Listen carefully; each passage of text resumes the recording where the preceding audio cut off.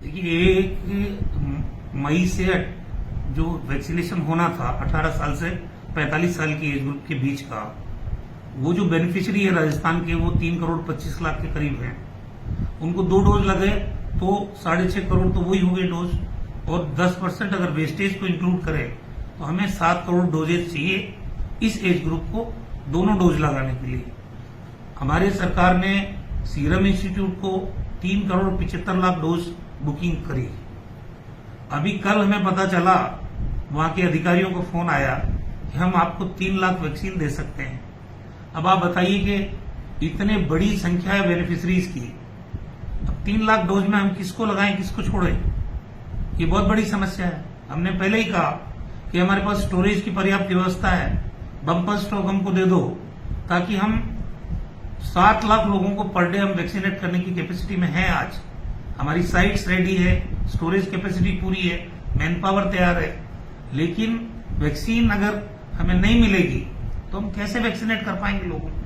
अब इन 3 लाख वैक्सीन जो संभावित है आना, उसको हमने देखा है कि जो 9 शहर हैं जहां सबसे ज्यादा संक्रमण आज की तारीख में है, वहां इनको बांट के, और वहां पहले 35 साल से 44 साल के एज ग्रुप के लोगों को वैक्सीनेट करें, क्योंकि हमारी मजबूरी है कि हमें वैक्सीन मिल ही नहीं रही।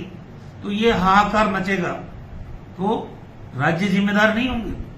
वैक्सीन की अवेलेबिलिटी भारत सरकार की जिम्मेदारी है, और वैक्सीन निर्माता कंपनियों कितनी वैक्सीन बना रही है और पूरे कंट्री में इस तबके के, इस एज ग्रुप के कितने बेनिफिशियरी हैं, ये सब आंकड़े भारत सरकार को जारी करने चाहिए खुद को। तभी जाके जो अनाउंसमेंट किया गया है 18 साल से 45 साल के बीच में जो नौजवान लोग हैं उनको वैक्सीनेट करने का, तभी सच्चाई सामने आएगी। कितना तो वैक्सीन बना रही है हमारी कंपनियां, कितना एक्सपोर्ट कर रही है, कितना भारत सरकार को दे रही है और कितना राज्यों को दे रही है। और प्राइवेट हॉस्पिटल्स का भी मैंने सुना है 30 तारीख से बंद कर दिया है। प्राइवेट हॉस्पिटल को भी अपने आप प्रोक्योर करना पड़ेगा, खरीदना पड़ेगा। मतलब प्रिक्योरमेंट वो भी अगर ऑर्डर देंगे तो जब तक उनको भी सप्लाई नहीं मिलेगी वो कैसे करेंगे? सवाल है वैक्सीन की अवेलेबिलिटी का। वैक्सीन जितनी हमको मिलेगी, सरकार ने 3000 करोड़ रुपए का बर्डन अचानक राज्य सरकार के ऊपर पड़ा है, राजस्थान के ऊपर। हमें पहले नहीं बताया। पहले बताते, मान लो प्रधानमंत्री जी, हम बजट में प्रोविजन कर लेते। विदाउट बजट प्रोविजन किसी भी राज्य सरकार को अगर 3000 करोड़ रुपए खर्च करने पड़ जाए, जैसा राजस्थान कर रही है, तो हमारी जो प्रायोरिटीज है वो डिस्टर्ब होगी कि नहीं होगी? हमारा बजट गड़बड़ाएगा कि नहीं गड़बड़ाएगा? उसके बावजूद हमारे मुख्यमंत्री जी ने ये एक्सेप्ट किया कि चलो इसका पेमेंट हम करेंगे और इतना पैसा हम खर्च करेंगे, लेकिन पैसा खर्च करने के बावजूद वैक्सीन नहीं मिलेगी तो कैसे करेंगे भाई? ये 3 लाख डोज आएंगे सर, इनका वैक्सीनेशन क्या 1 तारीख शुरू होगा, इसकी कोई डेट आई? नहीं, वो तो शेड्यूल्ड है 1 तारीख। तो देखिए, वैक्सीनेशन हमारे लिए कोई नई चीज नहीं है। टीकाकरण का काम एक राष्ट्रीय कार्यक्रम में राज्य में हमेशा होता है, लेकिन जब से कोरोना महामारी आई है तो ये जो वैक्सीन बनी है इसकी, उसकी पहले हेल्थ केयर वर्कर्स को, फिर फ्रंटलाइन वर्कर्स को, फिर 60 साल से ऊपर के एज ग्रुप के जो निर्धारित किए गए भारत सरकार के द्वारा, फिर 45 से 59 साल के कोमोर्बिड लोगों को हमने उनको वैक्सीनेट करने का काम किया। वो भी 2 करोड़ 9 लाख थे बेनिफिशियरी। हम आज की तारीख तक 1 करोड़ 36 लाख लोगों को राजस्थान में वैक्सीनेट कर चुके हैं। 1 करोड़ 26 लाख, और हमें 1 करोड़ 38 लाख डोजेज मिली है।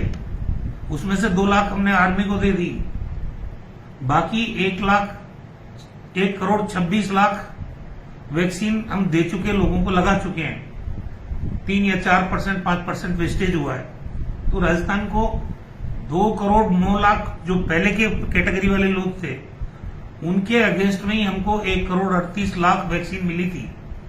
तो अभी तो उनको भी लगना बाकी है।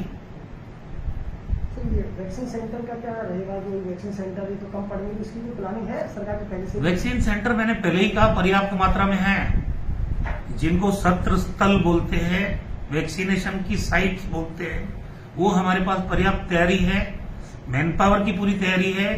हमने 3 राजधानी में स्टोरेज सेंटर डेवलप किए, 7 संभागीय मुख्यालय पर स्टोरेज सेंटर बनाए, 34 मेडिकली हमारे डिस्ट्रिक्ट हैं, वहां हमारे स्टोरेज की कैपेसिटी बनाई है, 2444 कोल्ड चेन पॉइंट हमने डेवलप किए हैं, और हर जिले में ये जो वैक्सीन की वाइल है इसको ट्रांसपोर्ट करने के लिए हमारी साइट जहां पे है वहां तक ले जाने के लिए एक वैन हमने हर जिले में लगा के रखी है।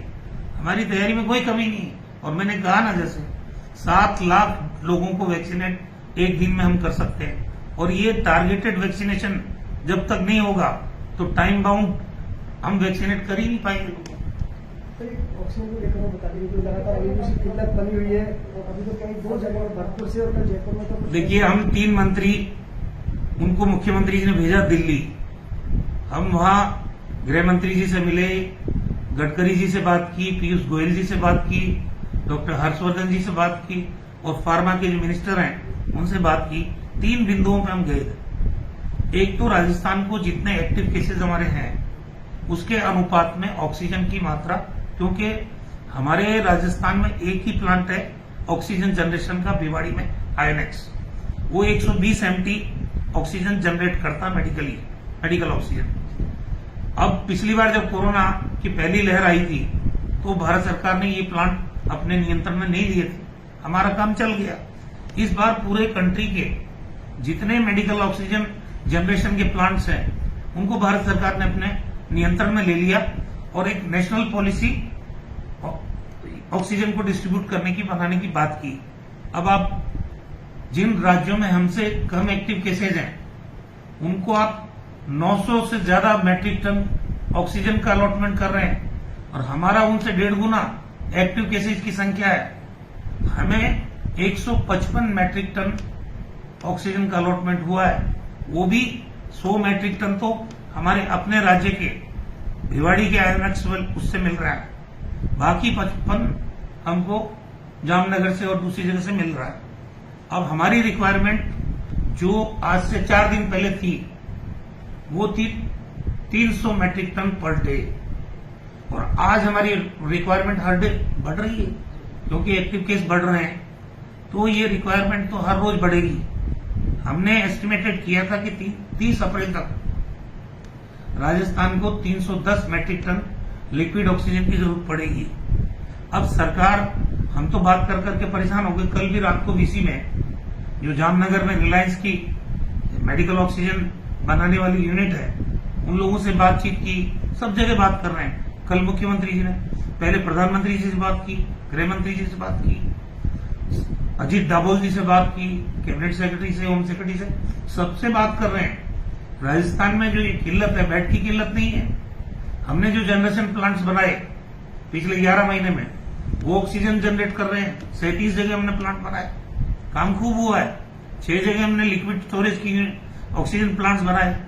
सवाल ये कि इतनी संख्या में मरीज बढ़ेंगे, ये किसी को अंदाजा नहीं था। तो बढ़ते हुए एक्टिव केसेस को मद्देनजर रखते हुए, चाहे ऑक्सीजन के अलॉटमेंट की बात हो, चाहे रेमडेसिविर और टोसिलिजुमैब जो इंजेक्शन से जिनकी आज मारामारी है हर जगह, इनका भी अलॉटमेंट भारत सरकार ने हाथ में ले लिया।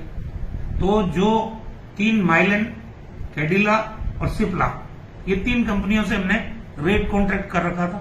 1,75,000 रेमडेसिविर का हमने रेट कॉन्ट्रैक्ट करके ऑर्डर प्लेस कर रखा था। अचानक ये एक्टिव केसेस की संख्या पूरे देश में ज्यादा हुई तो उन्होंने सप्लाई रोक दी, और फिर भारत सरकार ने अपने नियंत्रण में ले लिया। अब भारत सरकार ने नियंत्रण में ले लिया तो हमें 67,000 रेमडेसिविर अप टू 30 अप्रैल उन्होंने अलॉट की। उसमें से भी हमको अब तक 40,000 मिली है। आज 30 अप्रैल है। 27,000 रेमडेसिविर राजस्थान को जो मिलनी थी, कोटा अलॉट करने से क्या होता है, उसकी सप्लाई भी तो टाइमली होनी चाहिए। तो 67,000 जो अलॉटमेंट हुआ उसके अगेंस्ट 40,000 मिला, तो 27,000 हमारा बाकी है, इसलिए हाहाकार मच रहा है। अब हमको 1 मई से हर रोज बढ़ते हुए केसेस को देखते हुए 15,000 रेमडेसिविर हर रोज चाहिए। टोसिलिजुमैब वो भी हमारे को सुनिश्चित किया जाना चाहिए भारत सरकार की तरफ से, वो भी हम जो डिमांड है हमारी उसके अनुरूप मिले, तभी राजस्थान में चाहे ऑक्सीजन को लेके, चाहे रेमडेसिविर को लेके किसी तरह का कोई हल्ला नहीं रहेगा। बेड हमने पिछली बार भी 1 लाख बढ़ाए थे, इस बार चाहे कितने भी बढ़ाने पड़े, यहाँ 5000 बेड की कैपेसिटी बिलवा में तैयार की है। अभी कल हमने डिस्कस किया है, SMS हॉस्पिटल में 1000 बेड हम कोविड के और रख देंगे, कोई प्रॉब्लम नहीं बेड्स की। सवाल है कि ऑक्सीजन और रेमडेसिविर इंजेक्शन वो हमें टाइमली मिलते रहे, जितनी हमारी रिक्वायरमेंट उतने मिलते रहे, तो राजस्थान में कोई दिक्कत नहीं हुई, स्थिति नियंत्रण में है। और पूरे कंट्री में हम फख्र के साथ कह सकते हैं कि सबसे अच्छी स्थिति आज भी अगर किसी राज्य में है, नियंत्रण में है, तो वो राजस्थान है। और आगे भी हमारी कोशिश होगी कि राजस्थान में हालात नहीं बिगड़े। एक और सवाल